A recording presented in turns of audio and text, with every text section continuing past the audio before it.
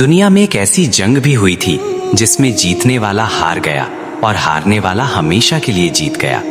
इतिहास गवाह है कि दुनिया में बहुत सी जंगें लड़ी गई हैं। किसी ने तख्त के लिए लड़ाई की तो किसी ने दौलत के लिए तलवार उठाई।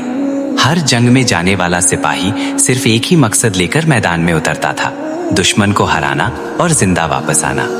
लेकिन करबला की वो शाम कुछ अलग कहानी सुना रही थी। ये इतिहास की ऐसी जंग थी जिसका अंजाम लड़ने वालों को पहले से पता था। हजरत इमाम हुसैन वो महान शख्सियत थे जो जीतने के लिए नहीं बल्कि सब कुछ कुर्बान करने के लिए मैदान में उतरे थे। जरा उस मंजर के बारे में सोचिए। उन्हें अच्छी तरह मालूम था कि इस सफर का अंत शहादत है।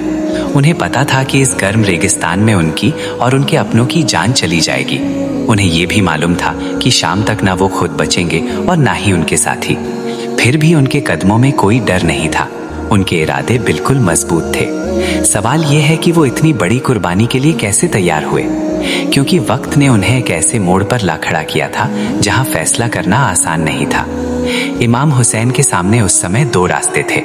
पहला रास्ता था कि वो जालिम यजीद की बात मान लेते, उसके सामने झुक जाते और उसकी बैयत कर लेते।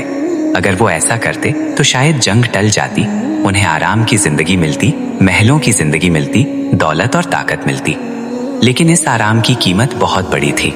इसका मतलब होता सच्चाई का खत्म हो जाना और झूठ का हमेशा के लिए जीत जाना। दूसरा रास्ता बहुत मुश्किल था। ये रास्ता भूख, प्यास और जंग की तकलीफों से भरा हुआ था। ये रास्ता अपने परिवार, अपने भाइयों और अपने बच्चों को अपनी आंखों के सामने कुर्बान होते देखने का था। लेकिन सलाम है उस हुसैन पर जिन्होंने दुनिया के आराम को ठुकरा दिया। उन्होंने अपनी जान की परवाह नहीं की। उन्होंने आराम छोड़ दिया और शहादत को अपनाया। उन्होंने फैसला किया कि वो भूखे और प्यासे रह लेंगे, लेकिन अपने नाना के दीन का सौदा नहीं करेंगे। उन्होंने दुनिया को दिखा दिया कि सिर कटाना मंजूर है, लेकिन जालिम और झूठे इंसान के सामने सिर झुकाना मंजूर नहीं। आज जो इस्लाम हम तक सही सलामत पहुंचा है, वो करबला की उसी गर्म रेत पर बहाए गए इमाम हुसैन के खून की वजह से है। उन्होंने अपना सब कुछ कुर्बान कर दिया ताकि इंसानियत और सच्चाई जिंदा रह सके। यजीद ने सोचा था कि वो इमाम हुसैन को खत्म करके उनका नाम मिटा देगा, लेकिन आज हालत ये है कि यजीद का नाम लोग नफरत से लेते हैं, जबकि हुसैन का नाम आज भी हर दिल में जिंदा है और हर जुबान पर मौजूद है।